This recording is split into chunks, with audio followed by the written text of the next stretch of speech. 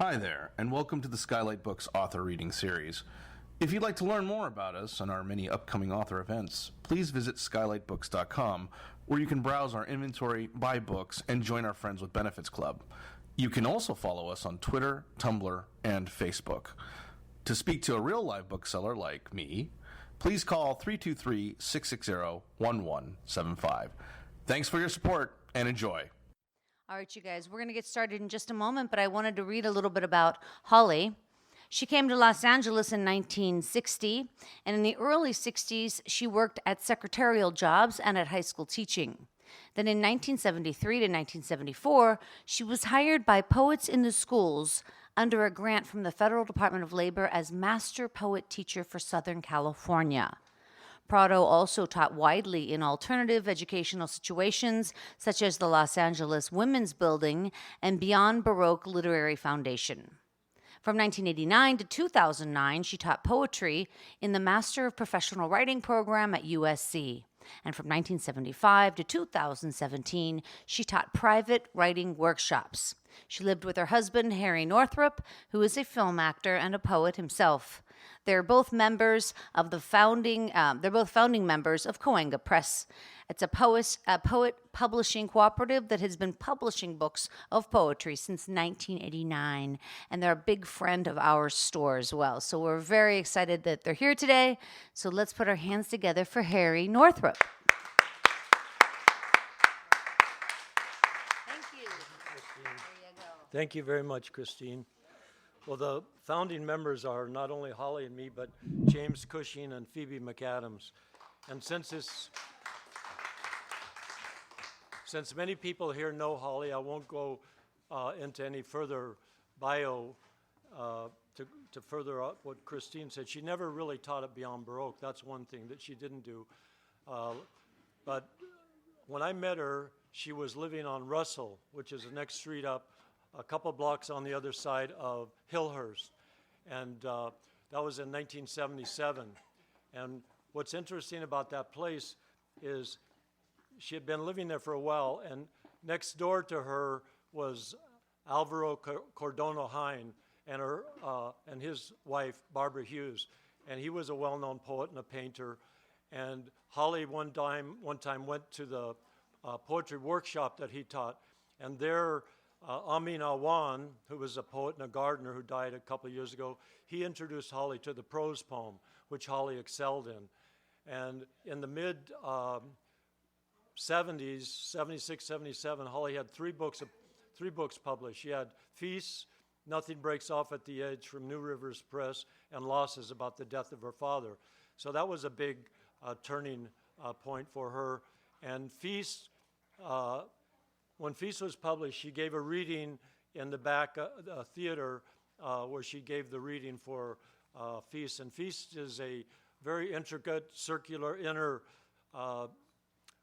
long poem with themes interwoven. And it's this book is stylistically is a similar, it's similar form in that she's very good at weaving themes.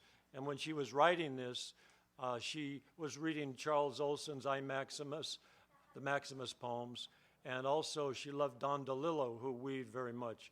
And so this takes place in the last, not quite the last 3 years of her life, but in it she was very accepting of her illness and oncoming death.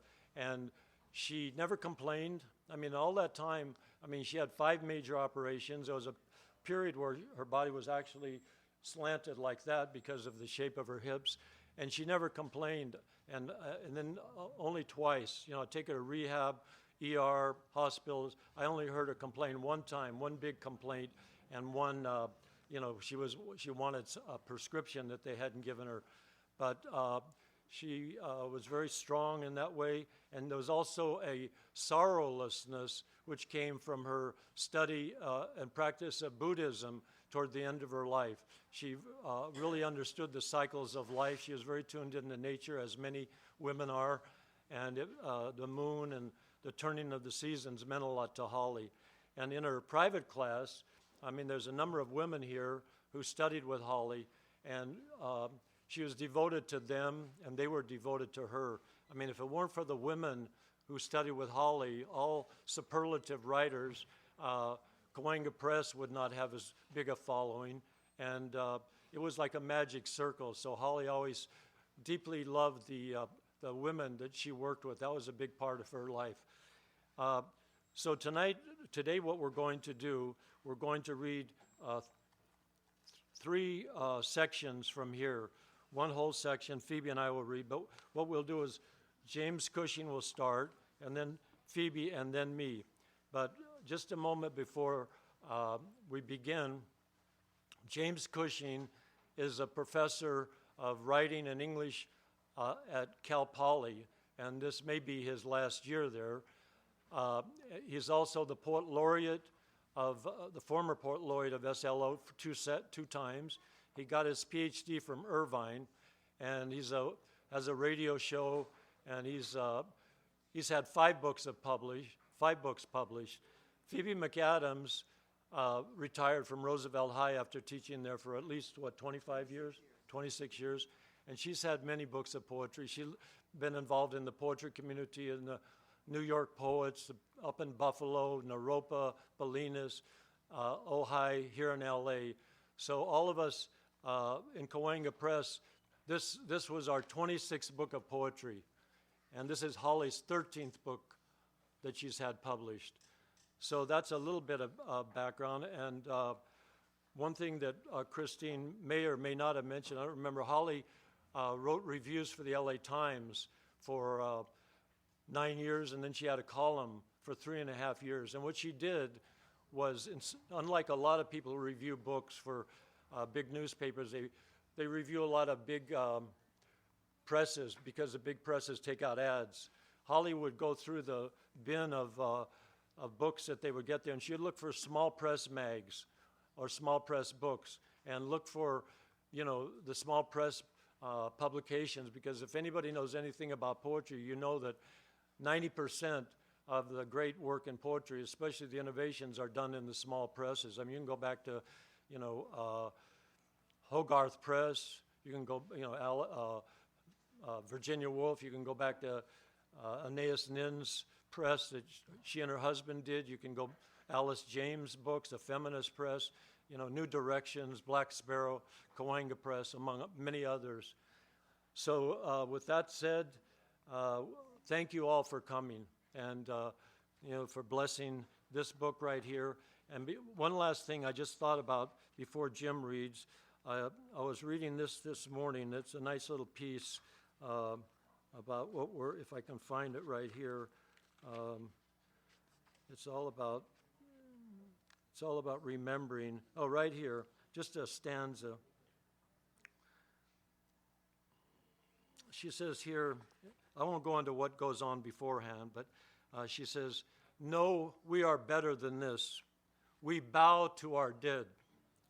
We tell them their poems so they won't be lonely. We gather to form a clear circle. Remember, remember. Once, after the death of a poet who had been part of my circle of poets, I heard many crows out on the telephone line who cawed until I went out. Listen to them. The urgency, surely the poet herself. 20 huge crows, 20 long poems. Their voices were gospel. Remember." James Cushing.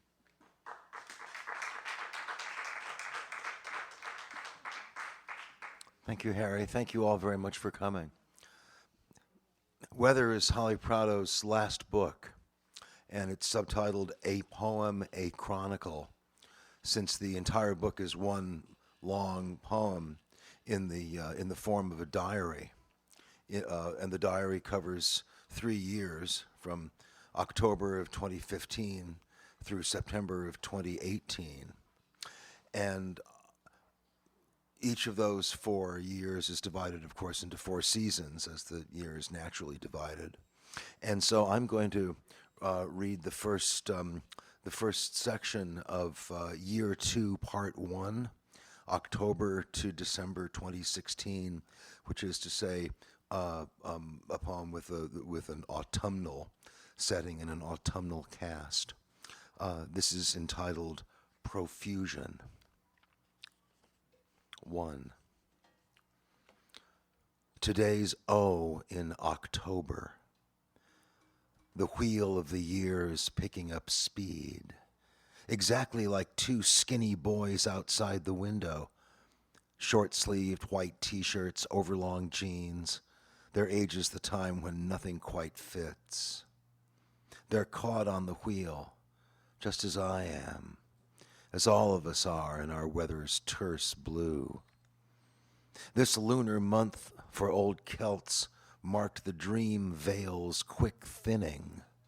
Gort, which is ivy, opens the door, then twines at its closure. Be careful. We've entered Hecate's landscape. It's never full light, never straight fact. Wait until midnight, then use her black pen to write her a note. Sign it with darkest respect. 2. Last October was anger and loss.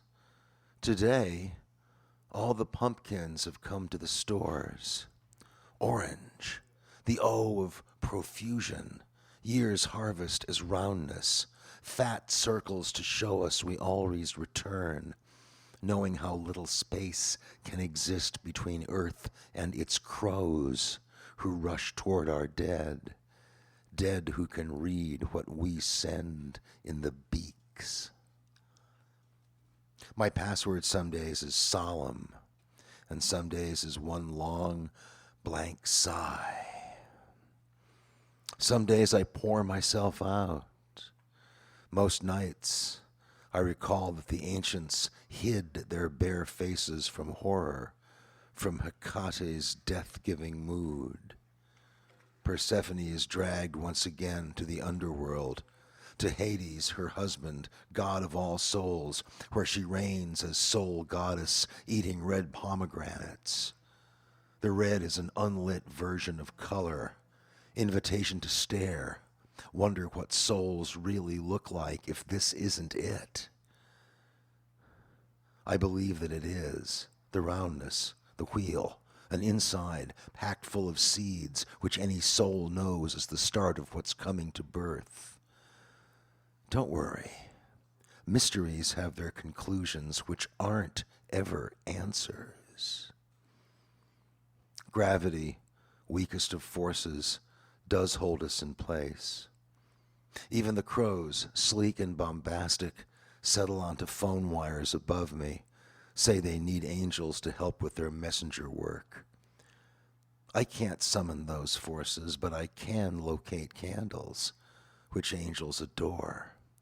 So, then, I do buy orange candles, along with pale brown ones like cinnamon sticks.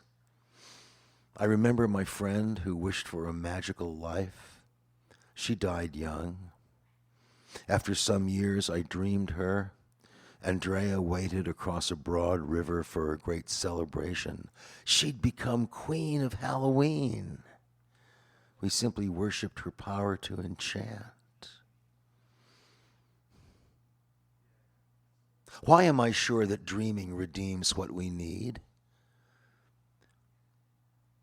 Because I would rather believe than to give in to fang hiss, to a shudder brought with the winds, our ghost Santa Annas, give in to our fear that the unknown is blasphemous, horrid, a bony sharp fingernail scratching against our safe door. The unknown is only tomorrow, which does understand who you are, what you deserve, what you can't live without. You will keep living until your last day. Then you'll join what you've wished for. No, of course I can't prove it. 3. October 12th. The moon visits our window. She's heading toward full.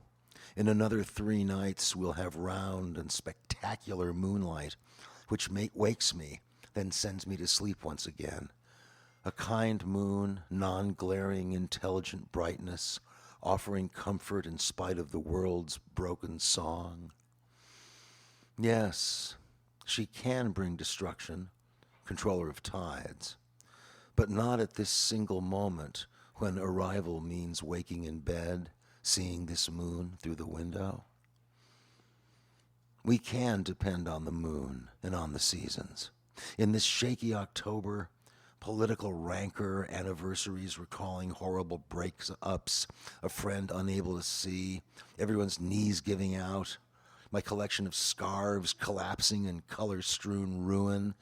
The whole point is this. With Earth's tectonic plates shifting beneath us, we still can rely on lunar arrangement, on something alert in the dark. One house in sunlight, the next house is covered with shadow. I go into the kitchen, think only of feeding myself. Here are the pears. Then there are eggs. One high school friend voted the hair and the walk in our senior year. Lived in a house with her parents, a house where she had her own bathroom. That's wealth, I believed. That's what you have if you're rich. I never had that, which now has no meaning at all since Carol is dead. Wealth grants some pleasures, but nothing like brown, ripe Bosque pears, or like musing on crows. Crows who are yapping a lot in the street right behind me. They see into their crowness what we yearn for with mantras, sincere meditation, religious retreats. We try, bless our hearts. Crows stare into themselves without sin. Take what they've got, fly it up to the souls who are waiting for them. This year I've lost 3 women to death: Maud Ann, my cousin Jean, Carolyn C., whose writing life mattered. Maud Ann gave me a couple of secrets. Jean was a sister. Carolyn wrote about Harry's day when small press magazines were given their due, editors talking and talking, Carolyn writing it down, getting her article into our LA Times, which never attends to the poets right here, doing more work for the city than anyone knows. The poets are crows. Poets handle the angels with deft caw and sparkle. 4. Midday, I sit on the bed clearing my mind, but I fail at this clean, simple practice. The truth, I love thinking. I sit on the bed waiting for Harry and groceries. When I hear the door open, I give over to putting away cartons of milk, fresh salad greens, frozen skinny cow bars that I love. I love chocolate. Thinking and chocolate. 5. Marvin Smallheiser has died. At his funeral, there was a rabbi. There were his students. In the past, I was among them, who, at his gravesite, performed his beloved Tai Chi. Marvin, crusty old Marvin, taught me Tai Chi with the patience he had when he knew someone took that art seriously. I did, having to learn it, then learn it again and again, since I was older than anyone, since I was never a dancer or athlete whose body remembers whatever is shown once or twice. Marvin said that Confucius said, "Some people learn after 1 or 2 tries, others take many, but everyone ends up knowing the very same thing." Marvin stood with me, holding my elbow when I nearly tipped over, trying to lift my right leg, turn it a little, set it in place, lift my left leg, turn it. Such easy moves, but failure for me.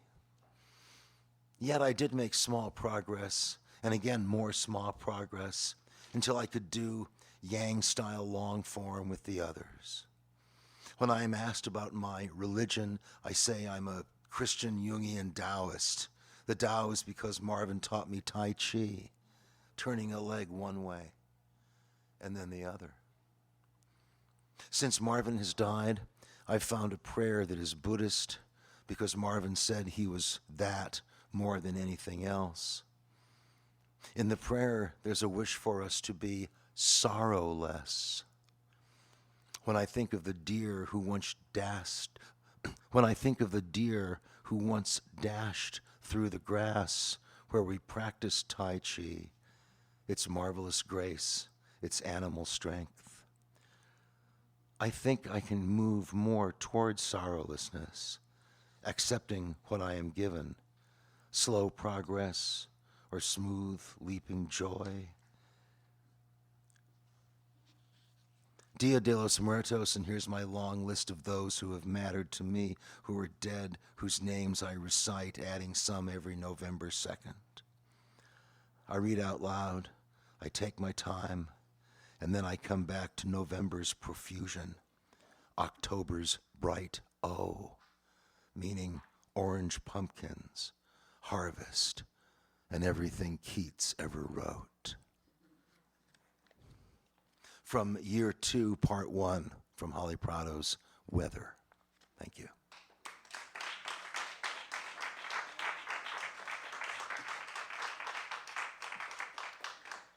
This is Year 2, Part 2, Mother of Us All.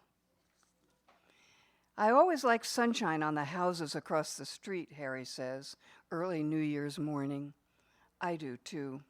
Craftsman-style wood construction, well-porched houses where their owners have settled in like those sturdy bushes fronting the porch's length. The beginning year helps us reconsider. Kathleen tells me Calm had a damaged cover, so she bought Joy. She gave me Love. Each day a quote from a better soul than mine. I could never think of 365 messages of love set down to inspire, encourage, and make me more loving. Although I've been loved, my mother listened to me without judgment. My first best friend taught me how to laugh at Ogden Nash's silly verse. In 5th grade, my teacher came to my ballet recital, surely a ridiculous parade of little girls in wobbly slippers. Then she wrote a thank you note. Okay, these are my inclusions in my year-long book. You can call them love or joy or calm or anything you please. Harry calls it sunshine on sturdy houses. As I grew up, my mother let me sneak dabs of her perfume. I bought her white lilac for her birthdays. She bought herself white shoulders, knowing more about the body's pleasure than I could quite imagine. Our mothers showed us how to shave our legs, buy bras, wash monthly blood out of our panties with cold water. We ate Campbell's soup, homemade pies. Aunt Jeanette's black walnuts from her tree for cakes and cookies. I believed movie musicals were grown-up life I could expect. America was perfect as it was, except for everything we didn't see in movies or in our public, white, all-Christian school. Separation of church and state? Not at Hartley Elementary, where the Christmas play rated as a big event. One year, I wore my mother's sequined rich green formal, hemmed. I was a noblewoman bearing gifts to baby Jesus, whose manger was in Hartley's auditorium. I was cautioned to walk slowly, nobly. Whatever nobly was, it was uncomfortable. I'd requested a classic sweatshirt, gray, for Christmas. I rode my fast bike anywhere I pleased until I felt my body weaken every menstrual month, until I fell onto my bed, stared out the window, wondered what had happened. There wasn't pain, just puzzling melancholy, lack of energy to get my bike out of the garage, pedal to the local park and back, my beautiful Marin Schwinn bicycle, my closest relative, until my hormones took its place. I had little bras covering the body's secrets. Being a woman meant being secret, hidden in modest underwear and loose wool sweaters. I bought dressy shoes with 1-inch heels as high as I could walk in. I took a class in ballroom dancing. I wasn't having fun, but taking step after step into deeper silence. The line between me and everybody else, permanent blue ink from a fountain pen I cherished, carried with me every day back and forth to junior high. A pen became my bicycle. If this new year starts with girlhood, it progresses in its second week to rain, release from 5-year drought, sloshy tires against the pavement out on Mariposa Avenue, ardent rhythms matching my CD, which plays Hildegard van Bingen's chants, sung reverently by 4 devoted women, medieval specialists, harmonizing in St. Ursula's hard story of virgin martyrdom. She refused to marry any pagan, even a prince. Maybe Ursula missed out on romance, or maybe she went straight to heaven. Powerful faith deserves respect, as rain deserves our reverence, deserves religious gratitude. Anybody who complains should just shut up. We need this more than we need dying trees, the dead grass lawns. With rain, the yards across the street, fallow, spiceless brown, have burgeoned into Irish green, a green that sings along with worship. Here comes another car splashing amen. I'm alerted to a TV show defining God, the conclusion, consciousness survives after these present lives. Last night, sleepless, I turned in bed, wondering about this possibility, and then I heard my mother's voice. She said, "I'm with you." These words had never come to me before, completely audible, repeated several times.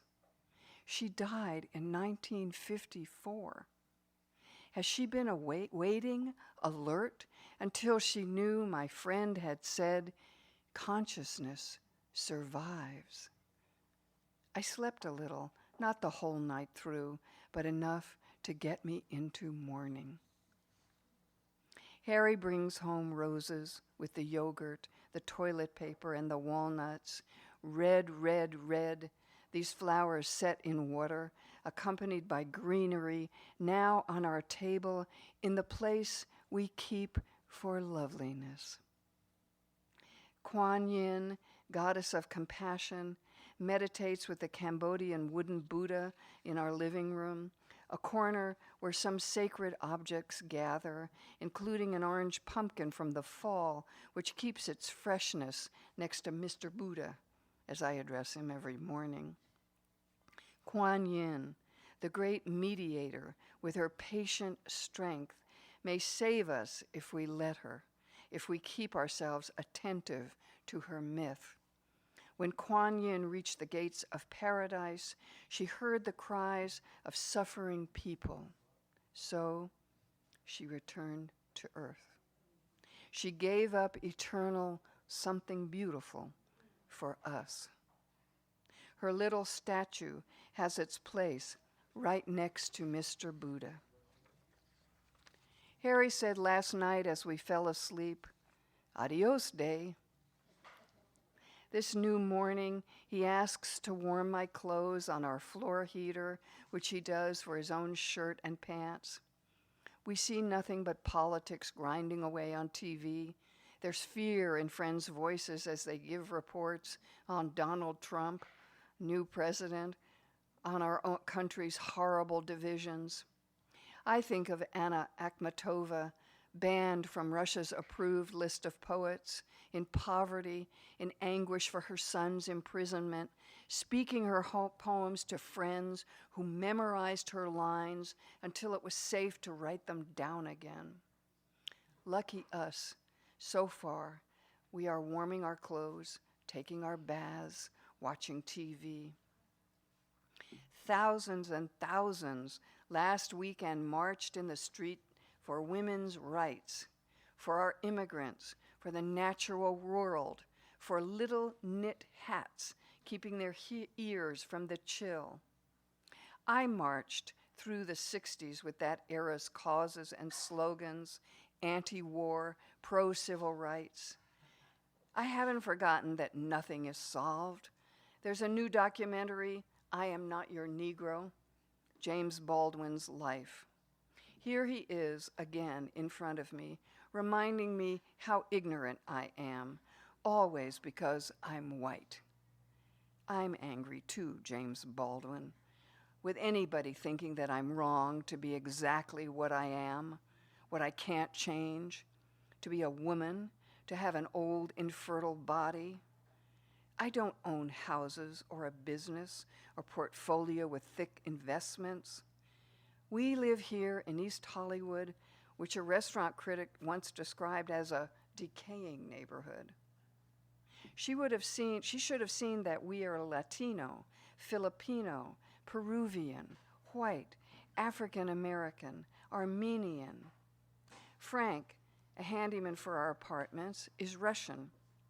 When I told another handyman that Frank's repairs tend to be industrial strength, but ugly, Ruby said, Soviet Union. Frank had sense enough to leave that stifling regime. Here in East Hollywood, I'm the lucky old lady at 1256 North Mariposa Avenue with the enormous metal shower head. Thank you, Frank. Carrie.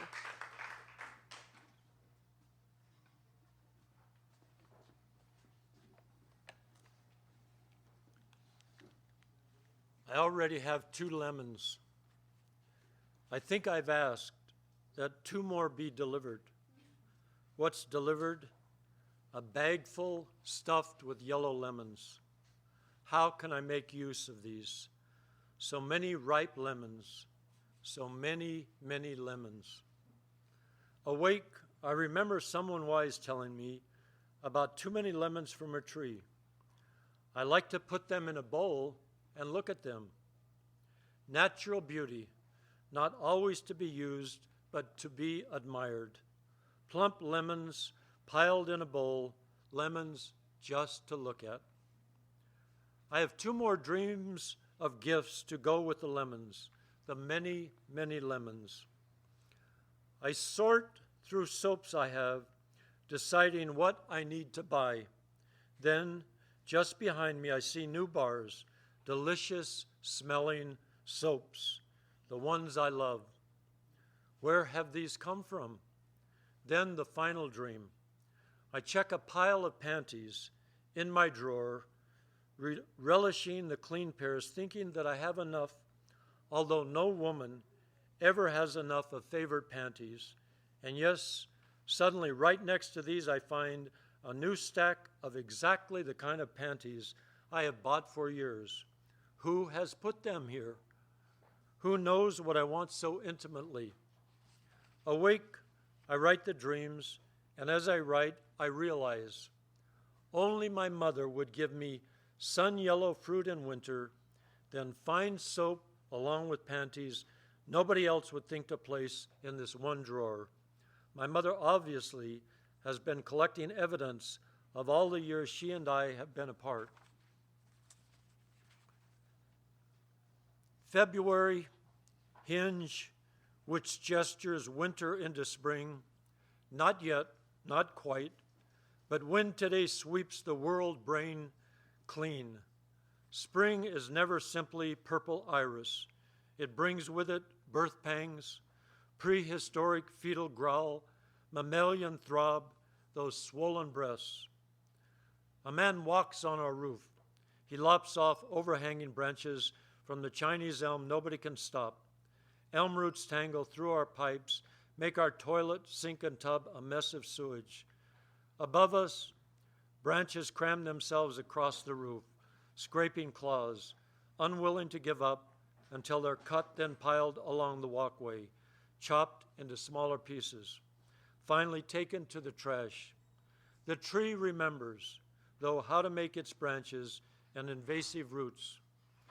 I see we have just 4 more February days before we're into March, month of the vernal equinox, nature's fate combined with ours, good or evil, whichever runs along the psychic road, the future path.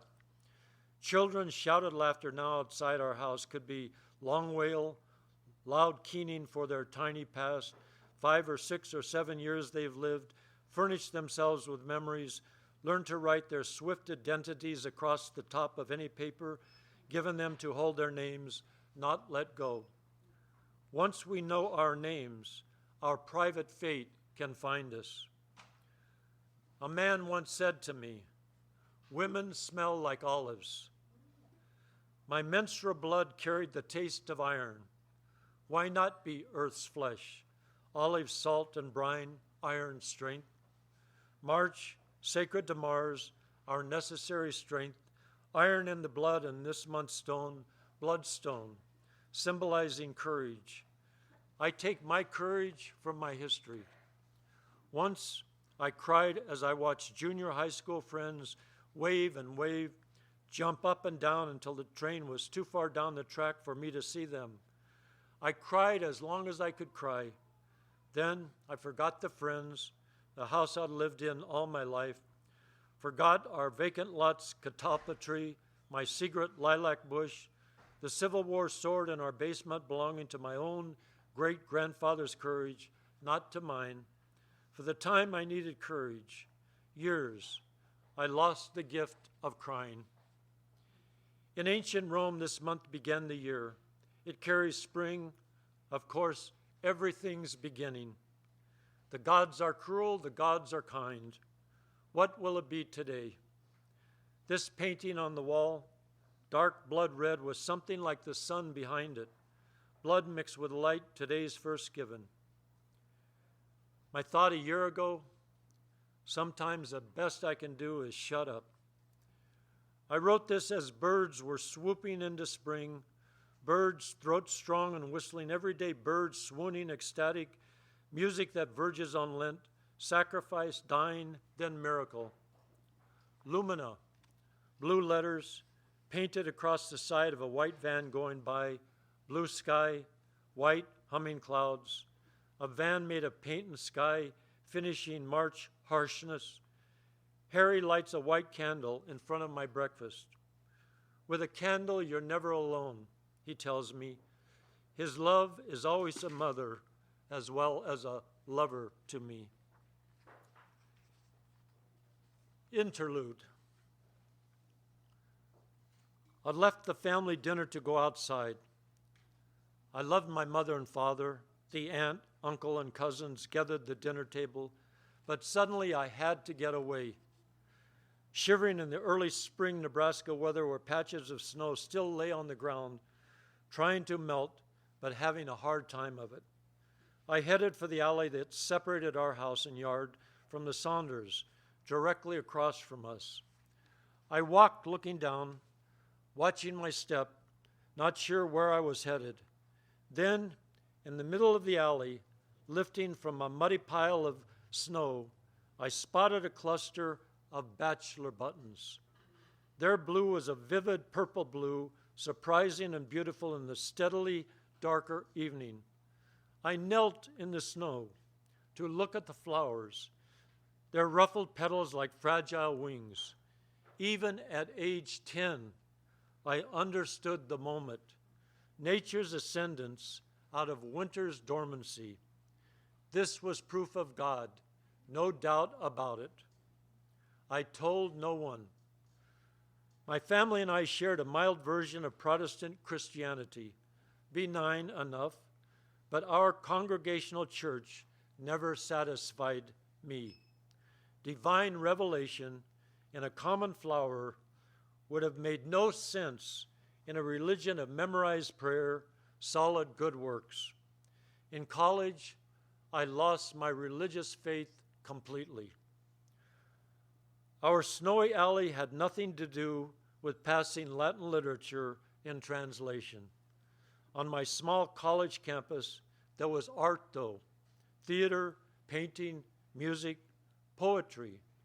The arts seemed to me a world of soul. How to join that world? I couldn't. I thought, I had no gifts large enough to offer soul. 10 years later, I fell from my Phi Beta Kappa rationality into emotional exhaustion. What gathered as despair became my gift to the bachelor buttons, to find my own religion. I had to live within my dream life, within my true love of writing, my pull toward myth, symbology, archetypes, alchemy, prehistoric origins. I didn't find the answer, but the mystery, the sustaining mystery. Bachelor buttons are reseeding annuals, returning every spring. Once, a long time after my vision in the alley, I wrote in a poem of mine, I am returned to what I never left. Thank you.